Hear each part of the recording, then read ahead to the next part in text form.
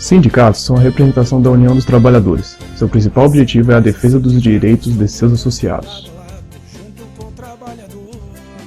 Os sindicatos sempre tiveram significativa presença na sociedade, seja por meio da mídia ou por meio de paralisações e manifestações por todo o país.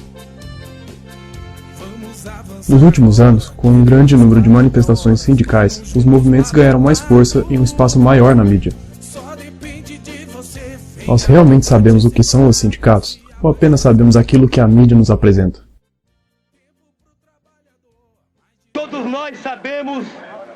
O resultado será prejudicial a todos os brasileiros. Pois os trabalhadores cada perderão coisa direitos que e nós garantias conquistamos nesse país foi à custa de muito trabalho. Sindicato, o mundo do trabalho. Olá, estamos aqui com os membros do SINACEF, do Instituto Federal de São Paulo, Campus Cubatão, professor Marcial, professor Vitor, professor Júlio César. Iremos aqui fazer algumas perguntas aí sobre a função dos sindicatos, né? E a primeira pergunta é, para vocês definirem, na visão de vocês, o que é um sindicato, né, no geral, qual é a função do sindicato na sociedade?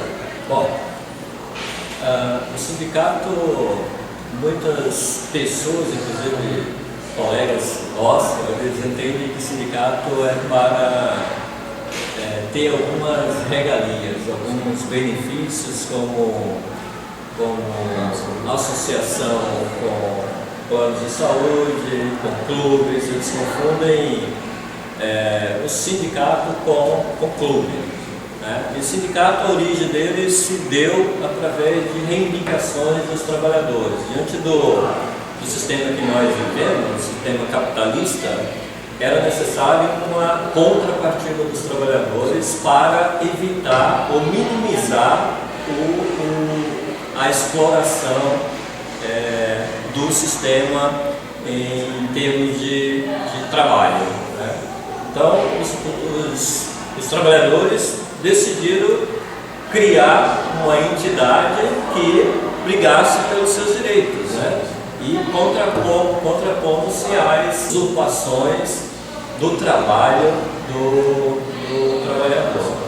Então, isso tem algumas confusões em relação ao entendimento. Então, o sindicato briga para que o cidadão tenha os seus direitos garantidos, mas diante de uma exploração mínima possível. Porque só para vocês entenderem, diante do nosso sistema capitalista, essa briga é ferrenha, porque a correlação de força é muito grande. Quem tem poder é quem tem dinheiro. O trabalhador, qual é o poder que o trabalhador tem? O próprio trabalho dele. Então, quando a gente interrompe um trabalho, por exemplo, o que a gente pode prejudicar quem tem o poder? No meio de produção, para essa produção.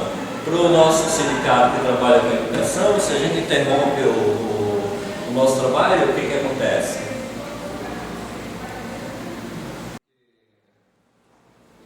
A definição de sindicato, cara, ela fica, hoje em dia, ela é bem complexa, né? Por conta da gente ter uma pulverização do trabalho.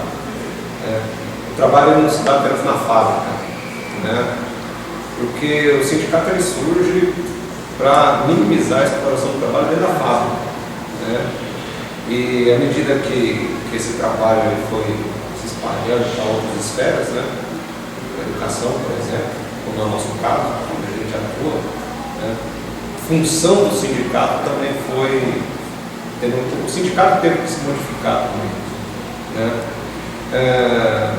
Mas assim, de modo bem geral, a função do sindicato ela nada mais é que lutar pelos direitos dos trabalhadores, reforçando o que o Marcial falou, para minimizar o nível de exploração desse trabalho, né? Porque é inerente ao nosso modo de produção, o modo de produção capitalista, o trabalhador ser explorado, tá? Porque é somente com a exploração do trabalho que os grandes capitalistas, que as empresas, né, vão conseguir obter a lucratividade, explorar a mais-valia, né, não confundir mais-valia com lucro, e a partir dessa mais-valia ele vai poder expandir o seu negócio.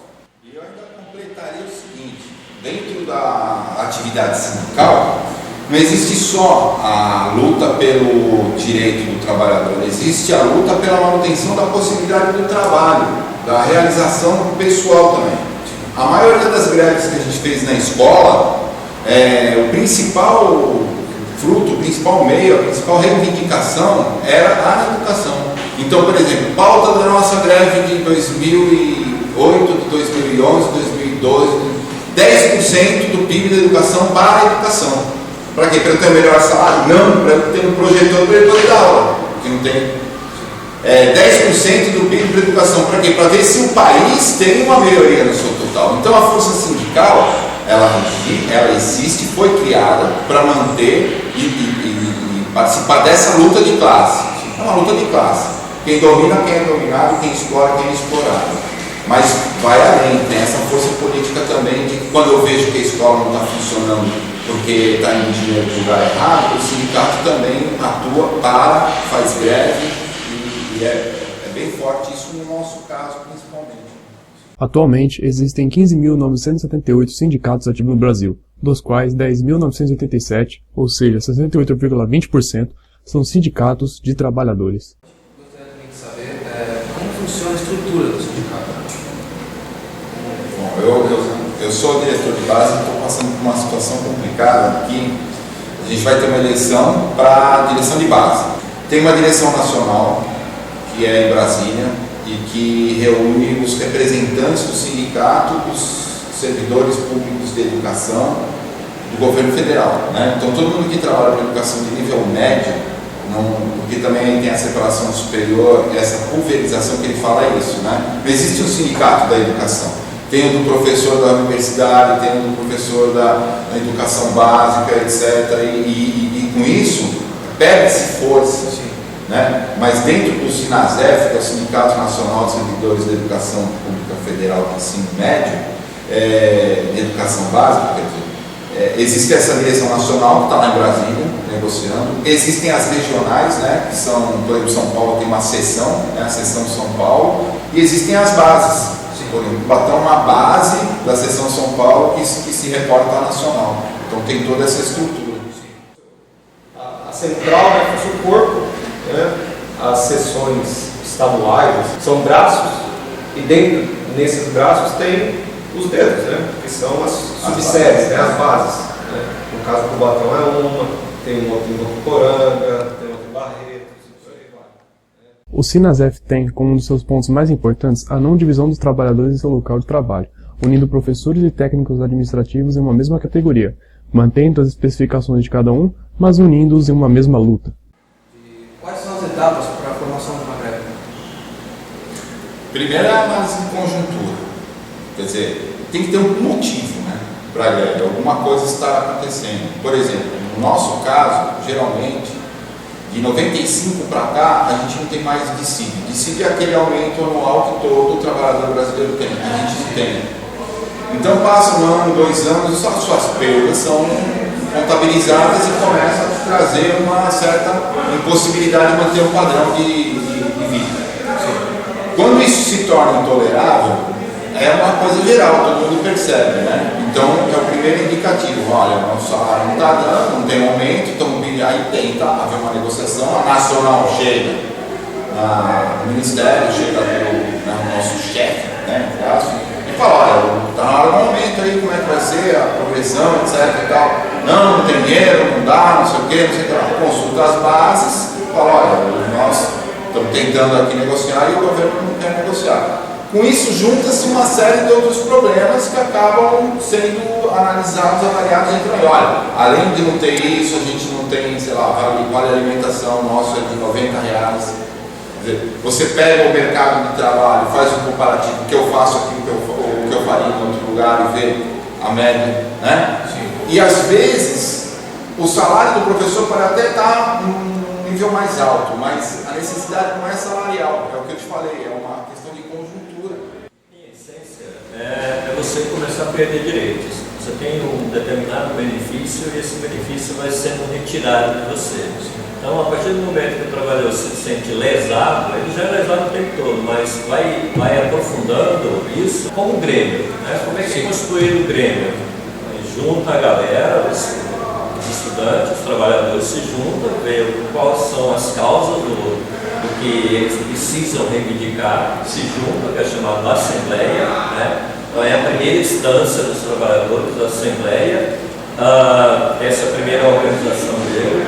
Aí depois tem uma Assembleia Local, Assembleia Geral, tem congressos onde se estabelece a regulamentação, como que funciona o sindicato, é estabelecido dentro do Congresso dos Trabalhadores, e tem a Plena, que é outra instituição que se reúne em todas as sessões do país inteiro. Então, a estrutura do sindicato é mais ou menos isso. O trabalhador se sente prejudicado em algum direito seu, o direito está sendo retirado ou ameaçado, coloca-se em discussão, a Assembleia decide pelo movimento qual a melhor forma de entrar no movimento e a última instância é greve. Às vezes a gente, no senso comum, né, principalmente através do discurso midiático, dá a impressão que sempre a greve é a primeira forma de luta. Né? Não, a greve do sindicato é a última forma. Né? É quando todas as negociações já estão esgotadas, né? Fracassadas. Né? E aí se coloca a greve na pauta. Né? Só que essa greve ela vai ser votada entre não somente os sindicalizados, entre os trabalhadores, né? Toda a classe trabalhadora, né? Daquele segmento vai votar e aí vai decidir ou não pela greve. Tá? Greve é definida como uma cessação voluntária e coletiva de toda atividade trabalhista, feita como último recurso para a obtenção de direitos. A gente também gostaria de saber se não há outro método, a não ser a greve, para reivindicar algo. Então, é o que o professor acabou de explicar. São feitas as negociações e o governo ele tem uma larga experiência no atual, né? Uma larga experiência em evitar essas situações, né? Inclusive em desfragmentar, né, as categorias. Tem sindicatos hoje em dia que servem ao patrão. Como assim? Você percebe que o sindicato está lá atuando de maneira a tentar convencer o trabalhador a aceitar a proposta do patrão e não de levar o patrão à necessidade do trabalhador, né? E esses sindicatos são criados de uma forma escusa, né? De uma forma até ilícita no sentido moral, ético, né? Mas eles funcionam e funcionam bem, acabam com greves. Eu fiquei sabendo da greve dos bancários agora, por exemplo, que não houve nem contagem de votos na hora de terminar a greve. Tendo a impossibilidade de fazer uma contagem de votos pela visualização, declaramos então o fim da greve. E os seguranças do sindicato evitaram que o pessoal da Assembleia invadisse a mesa para agredir os caras que falaram um absurdo desse. Como eu posso estar numa Assembleia e não ter a possibilidade de contar votos? Então, qual é a maneira que tem de você evitar uma greve? Uma justiça social. Você pode ver que os países onde existe equidade, onde existe uma justiça social maior, onde existe uma educação, um nível de cultura maior, dificilmente você vê uma produção de greve. Por quê? Porque os direitos são respeitados. Você pode ver que os países em crise, os países de terceiro mundo, os países que tiveram governos ditatoriais, que tiveram um histórico de exploração, como o Brasil, colonizado e tal, eles já têm esse histórico de ter que ter uma luta social mais forte, mais aguerrida, porque são desrespeitados os direitos dele. Agora, você me pergunta, quais os outros meios de fazer isso? A negociação, e encerrada a negociação, uma nova negociação, uma outra tentativa, uma outra, até a hora que você fala, peraí, cara, já não dá mais. A contribuição para os sindicatos foi criada pelo governo de Getúlio Vargas, com a intenção de gerar um valor pago de forma obrigatória pelos trabalhadores, sustentando assim o sistema sindical da Confederação, fortalecendo o mesmo que com recursos poderia se manter de forma autônoma, sem intervenção do governo e tendo assim maior poder na representação de suas classes. Como os sindicatos decidem os métodos de reivindicar suas metas? É bem complexo, assim, mas a gente tem que colocar um pouco na estrutura. Né? O Marcelo falou de diversas reuniões, né? Congressos, plenas, isso aí são reuniões que são feitas em escalas diferentes, na nacional, na estadual e na local. Né? Na local é a Assembleia. Né? O Congresso e a plena são gerais, são envolvendo as várias sessões e a nacional As metas que são colocadas nos congressos e nas plenas, né? Essas metas, elas são estabelecidas no fim de cada ano. O que a gente vai lutar para o ano que vem? Aí tem a análise da conjuntura, a inflação do período, para ver se quanto o salário foi corrido pela inflação. Um exemplo, a gente teve inflação de 8,8% no ano passado e foi oferecido 5% de aumento esse ano. O que estava acontecendo? 3%, 3,8% do salário nosso estava sendo corroído pela inflação. Então isso já perde. O trabalhador perde qualidade de vida, poder de compra e por aí vai. Então os trabalhadores se organizam para reivindicar seus direitos, ou seja, para ter um reajuste que contemple a corrosão da inflação. Então no fim de cada ano, essas plenas, os congressos, essas reuniões gerais, eles delimitam qual vai ser o plano de luta. O que o sindicato vai lutar para assegurar os direitos já conquistados pelos trabalhadores, os direitos conquistados historicamente, e para avançar esses direitos, para conquistar mais direitos. Tá? E à medida que o ano vai passando, janeiro, fevereiro, março, agosto, há esse campo de negociação com o governo. No caso nosso é com o governo. No caso das empresas privadas, entre os trabalhadores das empresas privadas e os patrões. Há esse campo de negociação, de envio de proposta. O sindicato vai, envia uma proposta, o governo ou o patrão nega. E assim fica essa luta durante meses. Se vocês observarem, principalmente na educação, por exemplo, as greves elas se iniciam em agosto, setembro. Por que se inicia nesse momento? Porque está chegando o momento de fazer um novo plano de luta para o ano que vem. E se não teve nenhuma conquista, diante das negociações que teve durante todos os meses anteriores, qual que é a última saída? Greve. Queria saber aqui, vocês acham que as pessoas devem ser reivindicadas pela greve, pelas organizações de greve que acontecem? Se não há outro método também de explicar isso. A gente está em São Paulo, né? São Paulo tem essa visão do indivíduo, né? Por exemplo, quando o Haddad colocou o ciclovia, ficou todo mundo louco, porque eu tenho direito a ter meu carro e andar no meu carro. Não interessa se é melhor bicicleta, andar de carro, eu posso, eu tenho dinheiro. Então, o estado de São Paulo, eu acho que é um estado que tem uma maioria conservadora, que tem um pensamento do direito. E o direito é muito ligado à direita, né? A esquerda geralmente é o que fala o social e tal, geralmente é o cara que tem aquela visão do grupo, da maioria. Né? Então essa visão de que a greve prejudica o bem comum é bastante regional, bastante daqui.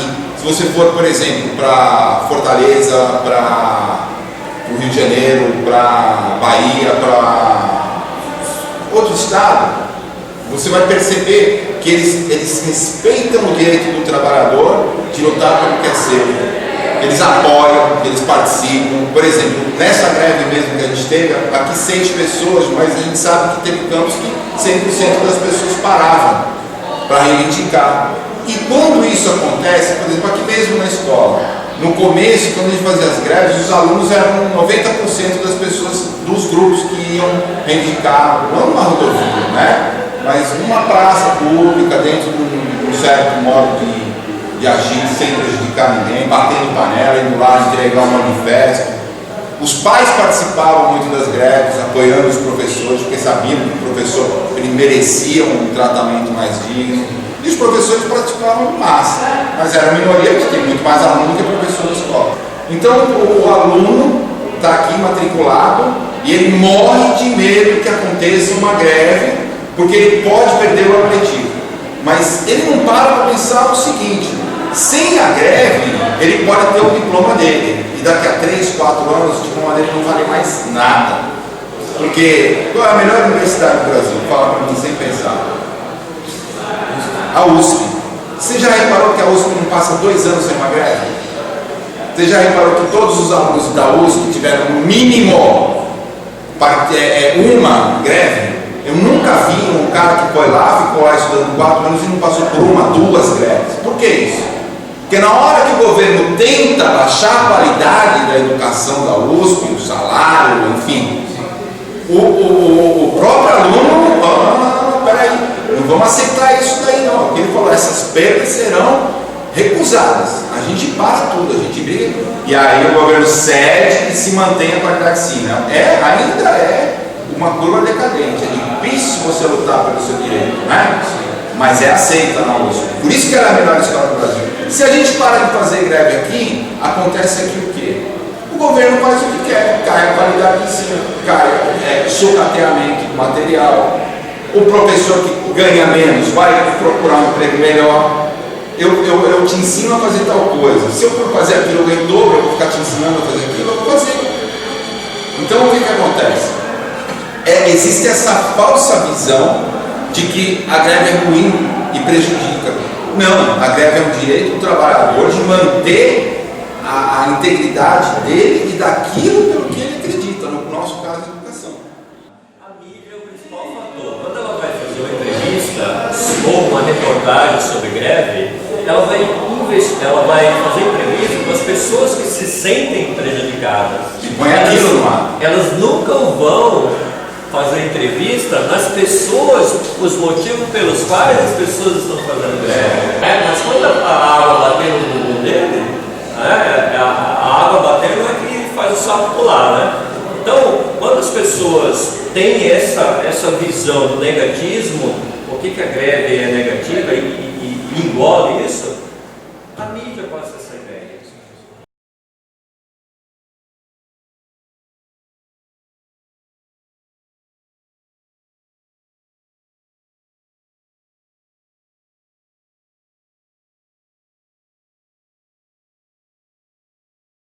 Que os vossos esforços desafiem as impossibilidades, e lembrai-vos que as grandes coisas do homem foram conquistadas do que parecia impossível.